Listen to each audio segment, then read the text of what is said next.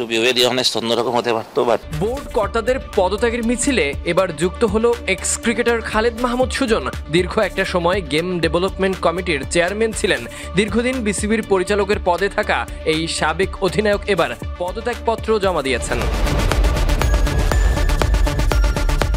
বিদায় সুজনকে বহুবারই নিতে হয়েছে। এক জীবনে বহু কিছুরই শেষ দেখে ফেলেছে। 2006 সালে তিনি আন্তর্জাতিক ক্রিকেট থেকে অবসর নেন। শেষ ম্যাচে সম্মানজনক 36 রান করেন। পরে তিনি বাংলাদেশ জাতীয় দলের ক্রিকেট কোচিং পর্যায়েও ছিলেন। মাঝে কিছুটা সময় দলের ম্যানেজার হিসেবেও দায়িত্ব পালন করেছেন। 2018 সালে ত্রিদেশীয় সিরিজের আগে থেকে তিনি বোর্ড ডিরেক্টর হিসেবে দায়িত্বরত ছিলেন। টেকনিক্যাল ডিরেক্টর হিসেবেও কাজ করার অভিজ্ঞতা রয়েছে খালেদ মাহমুদ সুজনের। সেই দায়িত্ব পালন করেছেন সালমা জাহানারাদের জন্য, যেন তিনি বাংলাদেশ দলের নিবেদিত প্রাণ। বিপিএলে বিভিন্ন ফ্র্যাঞ্চাইজির কোচিংয়ের দায়িত্বও সামলেছেন তিনি। দেশের সবথেকে আলোচিত ক্রিকেট একাডেমি রাজশাহীর বাংলা ট্র্যাক ক্রিকেট একাডেমির দায়িত্বও তিনি পালন করছেন। তবে তার দায়িত্ব পালনের কথা আসলে তিনি সবথেকে বড় ভূমিকা পালন করেছেন আন্ডার 19 দলে কোচিংয়ের দায়িত্ব নিয়ে। ঘরোয়া ক্রিকেটেও তার কোচিংয়ের ছাপ পড়ে আছে। এমনকি বিপিএল এর মতো ফ্র্যাঞ্চাইজি লিগগুলোতেও তিনি থাকেন প্রধান কোচের ভূমিকায়। বাংলাদেশ কোনো বড় টুর্নামেন্ট খেলতে গেলে কিংবা বাংলাদেশে কোনো বড় টুর্নামেন্ট হলে একজন টিম ডিরেক্টর পাঠানো হয় দলের সঙ্গে। সেই দায়িত্বে বেশিরভাগই থাকেন খালেদ মাহমুদ সুজন।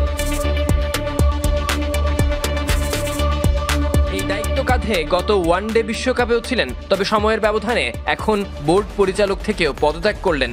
হয়তোবা তাকে দেখা যাবে ভবিষ্যতে নতুন কোনো দায়িত্বে। Sadiq Ahmed, Sani, BD cric time.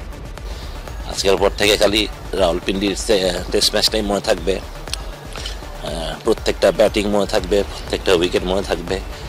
ওটাই এখন অনেক খুশির ব্যাপার আর কি। ছোট পরিসরে ছোট সীমাবদ্ধতার মধ্যে ওরা নিজেদেরকে মেরে ধরে বারবার ভালো ক্রিকেট খেলা আমাদের মুখে হাসি ফুটিয়ে আনে।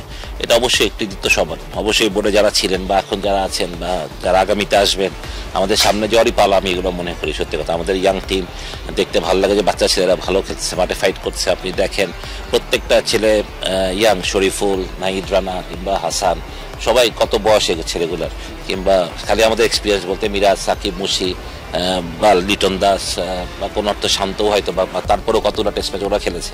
বা ডেফিনেটলি মিরাজ, আমি বলি করি সাকিব অ্যান্ড মুশি আমাদের ব্যাকবোন। এবং মুশি আবারও প্রমাণ রাখলো যে এত ইম্পর্টেন্ট প্লেয়ার।